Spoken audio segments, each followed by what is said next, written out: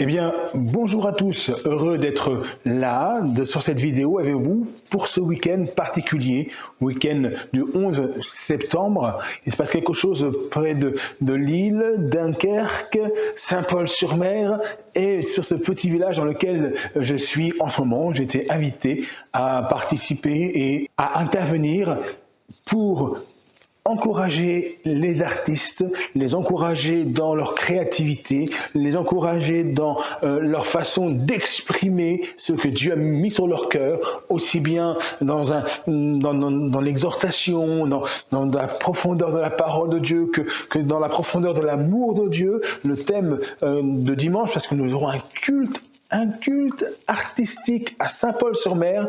Le thème de ce temps, ça sera l'amour de Dieu, la passion. Alors, je ne peux pas vous inviter à venir sur place.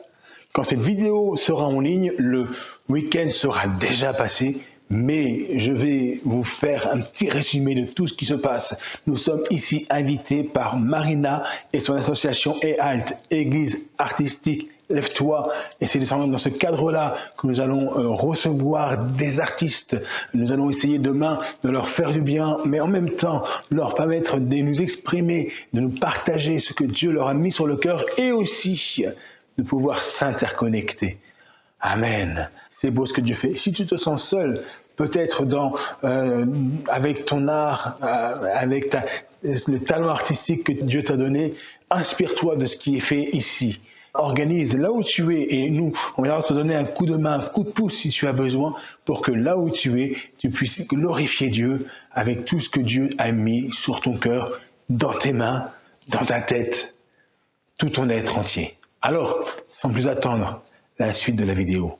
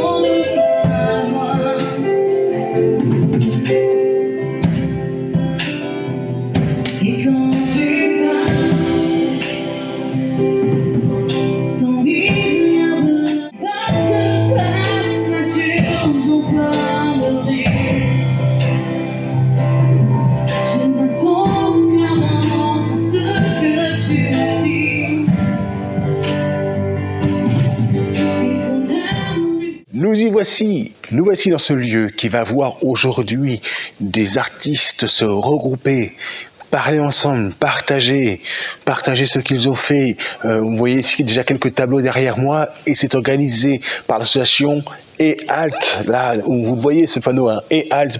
Retenez bien le nom de cette association. Alors, nous sommes ici à Saint-Paul-sur-Mer, près de Dunkerque, dans le lieu de culte qui a été mis à disposition pour cet après-midi. et aussi pour le culte artistique de demain. Nous espérons que c'est une première qui verra d'autres et encore d'autres moments comme celui-ci se présenter. Alors vous verrez dans la suite des vidéos des extraits de ce qui va se passer, des interventions peut-être des uns et des autres, mais tout ça c'est pour glorifier Dieu. On se dit à tout de suite. Nous sommes appelés à être des créateurs. Dans le livre de la Genèse, chapitre 1er, verset 1er, c'est écrit quoi? Au commencement, Dieu créa. Et quand on voit ce qu'il a créé, on ne peut pas faire autrement que se dire, ouais, tout ce qui est artistique a sa place. Dieu aurait pu créer des fleurs sans parfum. Mais il les a créées avec du parfum. Pourquoi? Bien pour que cet art, cette odeur puisse venir jusqu'à nous et provoquer une émotion en nous. Nous parler. Et d'abord, la parole de Dieu nous dit que la nature elle-même, elle parle du Créateur. Elle envoie un message. Et en tant qu'artiste, il faut que votre art, il envoie un message. De toute manière, que vous le vouliez ou pas, tout ce que vous faites envoie un message.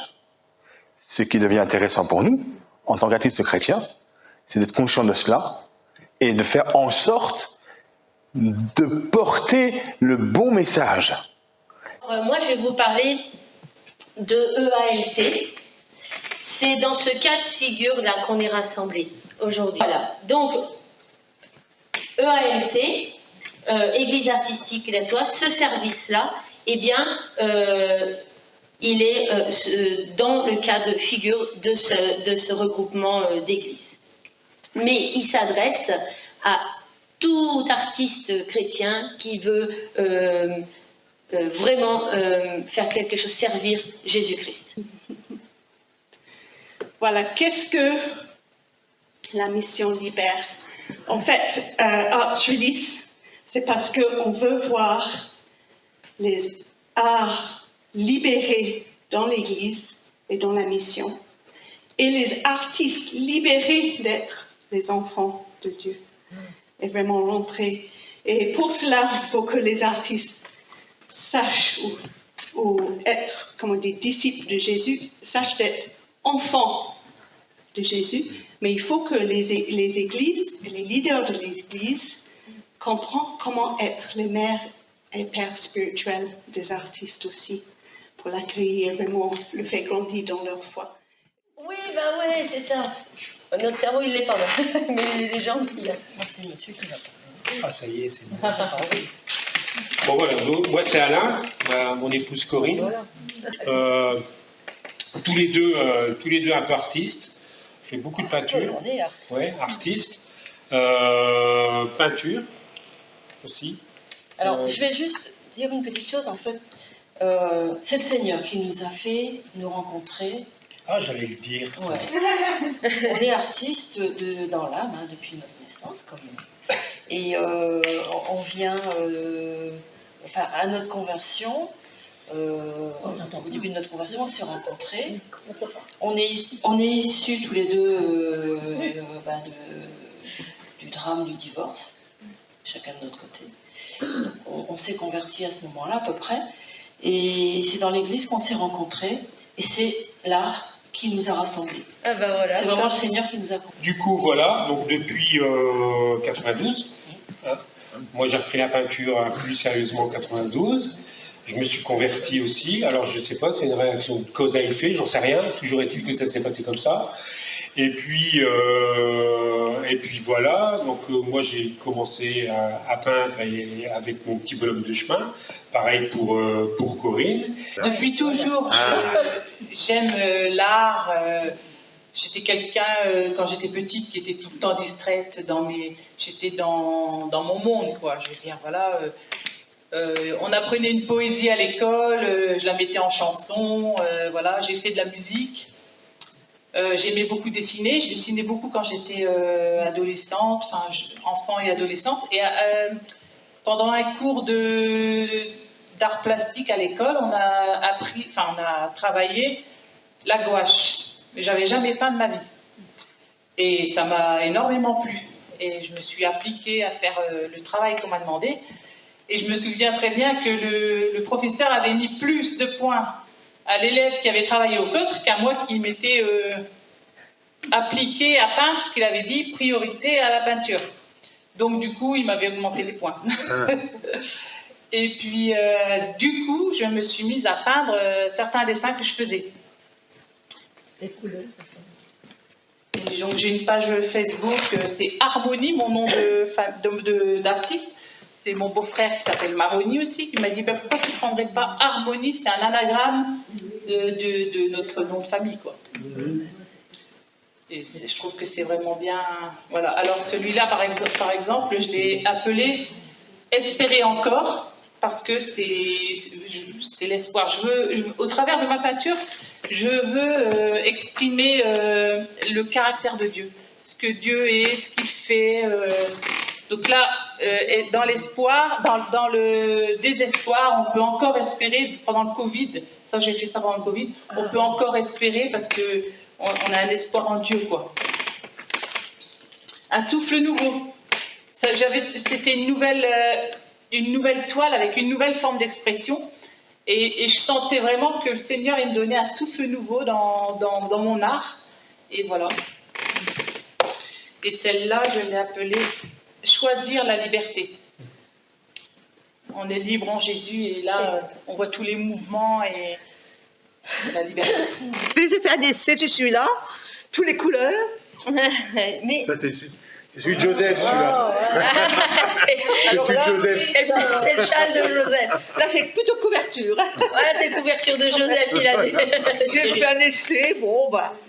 Et donc moi, dans le groupe, j'ai voulu interroger les aînés pour leur demander pourquoi et quel chant et comment ils en étaient arrivés à suivre le Seigneur et comment et par quel support musical. Donc on a commencé un recueil avec les témoignages et le chant qui a touché particulièrement quelqu'un pour un temps de conversion. Et c'est tellement joli qu'on s'est dit il faudrait qu'on publie ça parce que c'est tellement précieux. Et je vous lis pour commencer ce poème, Revoir le Père. Il a laissé son cœur aller, il a levé les mains au ciel, il a vu poindre la lumière, vers l'eau du fleuve, il s'est penché.